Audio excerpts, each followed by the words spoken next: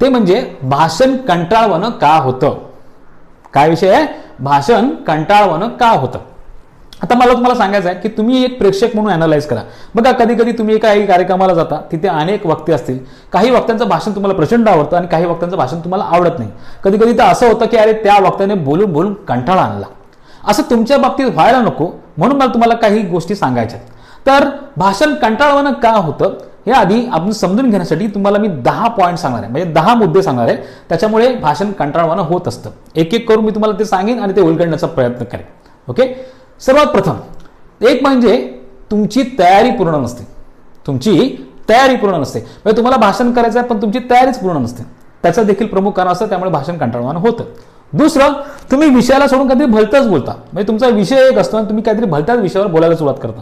म्हणजे बघा, असं आहे, एक कार्यक्रम आहे, त्या कार्यक्रमामध्ये तुम्ही बोलताय आणि तुम्हाला विषय देण्यात आलाय की बाबा उद्योजकता, आणि तिकडे प्रेक्षक तुम्हाला उद्योजकता या विषयावर ऐकण्यासाठी जमलेले आहेत आणि तुम्ही संगीत आणि भावगीत वगैरे या सगळ्या गोष्टी बोलत असाल तर लोकांना म्हणलं अरे काय चाललंय. त्यामुळे विषयाला सोडून बोलू नका.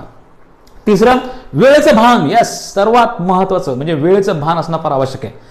तुम्हाला दिलेला जो वेळ आहे भाषण करण्यासाठी तो फॉलो करणं फार फार फार इम्पॉर्टंट आहे.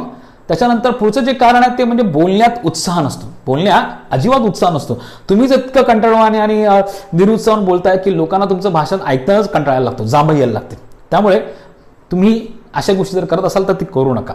आता पण मी तुम्हाला 4 गोष्टी सांगितल्या, पुढच्या पण 4 गोष्टी आणखी गोष्टी सांगणार आहे, पण ह्या परत एकदा रिपीट करतो. एक म्हणजे तुमची तयारी पूर्ण नसते. 2, तुम्ही विषयाला सोडून काहीतरी भलतंच बोलायला लागता. 3, तुम्ही वेळेचं भान ठेवत नाही. 4, बोलण्यात तुमचा उत्साह नसतो. 5वा पॉईंट जो फार महत्वाचा आहे ते म्हणजे आवाजाच्या एकाच पट्टीत आपण बोलतो. आवाजाच्या एकाच पट्टीमध्ये बोलतो, म्हणजे त्याच्यामध्ये चढ उतार वगैरे काही नसतं. त्याच्यामुळे देखील तुमचं भाषण कंटाळवाणं होतं. 6वा पॉईंट देखील आणखी महत्वाचा आहे, जो आपला पहिला जो पॉईंट होता त्यालाच अनुसरून आहे, ते म्हणजे विषयाचं अर्धवट ज्ञान असणं.